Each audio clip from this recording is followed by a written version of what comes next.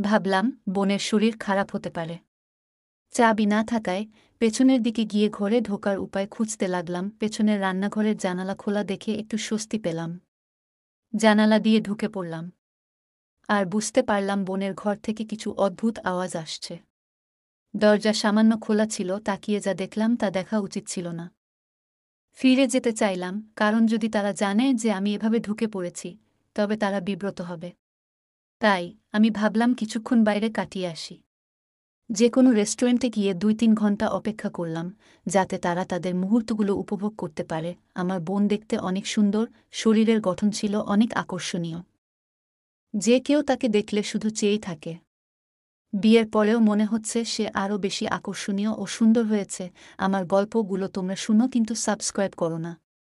দয়া করে গল্পগুলো ভালো লাগলে ভিডিওটি লাইক, শেয়ার এবং চ্যানেলটি সাবস্ক্রাইব করো প্লিজ। ৫ মাস চাকরি করার পর আমি বদলি হয়ে আমার বোন এবং দুলাভাইয়ের কাছে গেলাম। তাদের সঙ্গে দেখা করে আমি খুব খুশি হয়েছিলাম। দুলাভাইয়ের সঙ্গে আমার বন্ধুত্বপূর্ণ সম্পর্ক ছিল এবং বোনের সঙ্গে ভালো সময় কাটত। ৩-৪ দিনের মধ্যে সব জিনিসপত্র নিয়ে ওদের কাছে চলে এলাম। এরপর আমাকে একটি মিটিংয়ের জন্য অন্য শহরে যেতে হলো। কিছু জিনিসপত্র নিয়ে রওনা দিলাম এবং বোনকে জানালাম যে ৪ দিন পর ফিরে আসব। যখন ফ্লাইটে উঠতে যাচ্ছিলাম, আমার বস জানালেন যে বিদেশি ক্লায়েন্টরা খারাপ আবহাওয়ার কারণে তাদের ফ্লাইট বাতিল করেছে। ফলে মিটিং বাতিল হয়ে গেছে। বাড়ি ফিরে দেখি দরজা ভিতর থেকে বন্ধ। অনেকক্ষণ বেল বাজালাম, কিন্তু কেউ দরজা খুলল না। মনে হলো কিছু একটা সমস্যা হয়েছে। দরজা খোলার চেষ্টা করতে থাকলাম।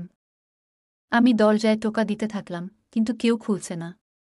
একটু চিন্তিত হলাম, কারণ আমার বোন হয়তো একাই ছিল, আর জামাইও প্রায়শই কাজে বাইরে থাকে। ছেলেমেয়েরা হয়তো স্কুলে। ভাবলাম বোনের শরীর খারাপ হতে পারে। চাবি না থাকায় পেছনের দিকে গিয়ে ঘরে ঢোকার উপায় খুঁজতে লাগলাম। পেছনের রান্নাঘরের জানালা খোলা দেখে একটু স্বস্তি পেলাম। জানালা দিয়ে ঢুকে পড়লাম। ভেতরে ঢুকে টেবিলে কিছু দেখতে পেলাম না, আর বোনের ঘর থেকে কিছু অদ্ভুত আওয়াজ আসছে। দরজা সামান্য খোলা ছিল, তাকিয়ে যা দেখলাম তা দেখা উচিত ছিল না। ফিরে যেতে চাইলাম, কারণ যদি তারা জানে যে আমি এভাবে ঢুকে পড়েছি তবে তারা বিব্রত হবে।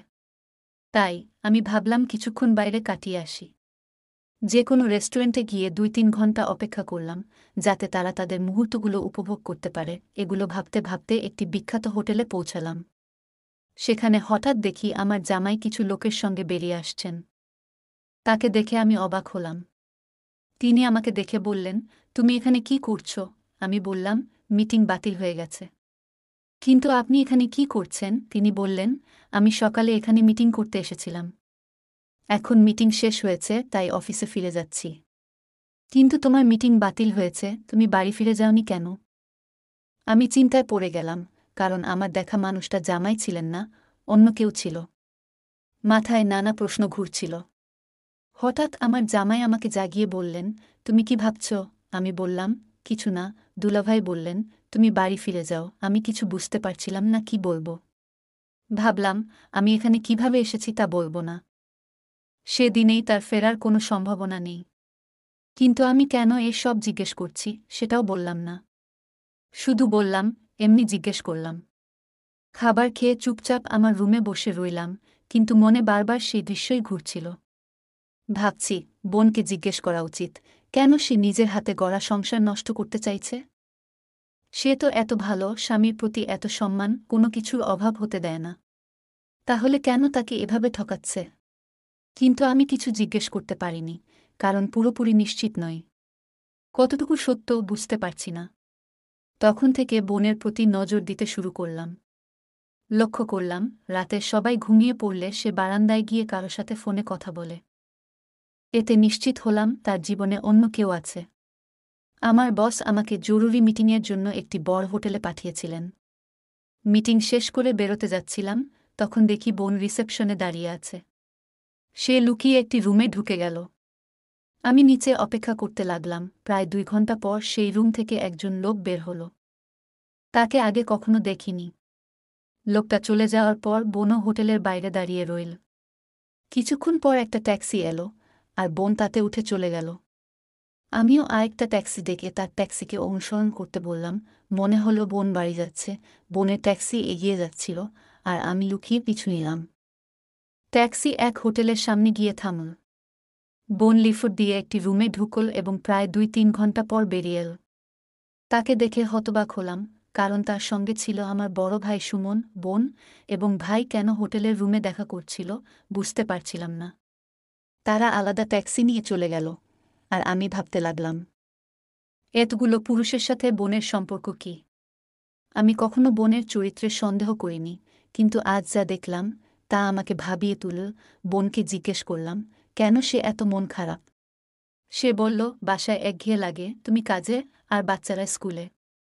তোমাদের কারো কাছে আমার জন্য সময় নেই। একদিনের জন্য ছুটি নাও, আমরা সবাই মিলে কোথাও যাই। অনেক দিন কোথাও ঘুরতে যায়নি। আমি রাজি হলাম, কিন্তু মনে খচচ করছিল। আবারও একদিন অফিস থেকে তাড়াতাড়ি ফিরলাম, আর বোন দরজা খুলছিল না। বুঝতে পারলাম সেদিন হোটেলে যাওয়া লোকটি আজও এসেছে। ভেবে আমি খুব রেগে গেলাম, আর রান্নাঘর দিয়ে ঘরে ঢুকলাম। ভেতরের সবকিছু ছড়ানো ছিটানো ছিল। হঠাৎ বোনের চিৎকার শুনতে পেলাম। সেই লোকটিকে দেখলাম যাকে হোটেলে দেখেছিলাম বোনকে জোর করার চেষ্টা করছে। আমি লাঠি দিয়ে তার মাথায় আঘাত করলাম, আর সে অজ্ঞান হয়ে গেল। বোন আমাকে জড়িয়ে ধরে কাঁদতে লাগল। তামিম, তুমি ঠিক সময়ে এসে আমাকে বাঁচালে। বোনকে জিজ্ঞেস করলাম, এটা কে আর এখানে কি করছে? বোন জানাল, লোকটি চোর বলে ভান করেছিল। আমি বললাম, তোমার অন্ধকার কাজগুলো আমার অজানা নয়। আমি হোটেলে দেখেছি তোমাকে এই লোকটির সাথে। বোন হতবাক হয়ে গেল, কাঁদতে কাঁদতে বলল, তামিম, তোমার দুলাভাইকে বলবে না। আমার পরিবারকে রক্ষা করো। আমি বললাম, তুমি এতগুলো পুরুষের সাথে মজা করছ, লজ্জা হওয়া উচিত।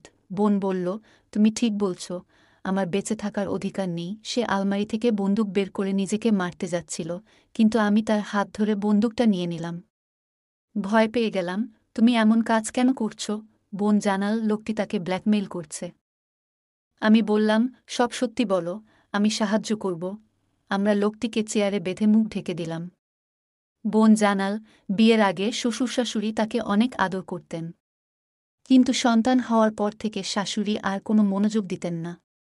বোন অনেকবার সময় চেয়েছিল, কিন্তু শাশুড়ি প্রতিবার বলতেন, এই টাকা শুধু পরিবারের জন্য দিচ্ছেন। দিদি শ্বশুরবাড়িতে টাকার অভাব না থাকলেও তাকে বোঝানোর চেষ্টা করছিলেন যে টাকায় সব সুখ কেনা যায় না। শ্বশুরবাড়ির মানুষরা বুঝতে চাইছিলেন না। এই সময় মায়ের স্বাস্থ্য খারাপ হওয়ায় দিদি তাকে দেখতে গিয়েছিলেন। তখন আমিও ইঞ্জিনিয়ারিং কলেজে ছিলাম। মায়ের মৃত্যু এবং বাবার অসুস্থতার কারণে ভাই ও জামাই মায়ের বাড়িতে চলে গিয়েছিল। ফলে মা একা হয়ে গিয়েছিলেন। দিদি সেখানে পৌঁছানোর পর ভাইয়ের বন্ধু সুমন প্রায়ই বাড়িতে আসতেন। তিনি দিদির মুখে দুঃখ অনুভব করেছিলেন এবং ধীরে ধীরে তার সাথে বন্ধুত্ব গড়ে ওঠে। সেই সময় দিদি ও তার বাচ্চাদের সময় দিতে শুরু করেন। একদিন সুমন দিদিকে প্রস্তাব দেন।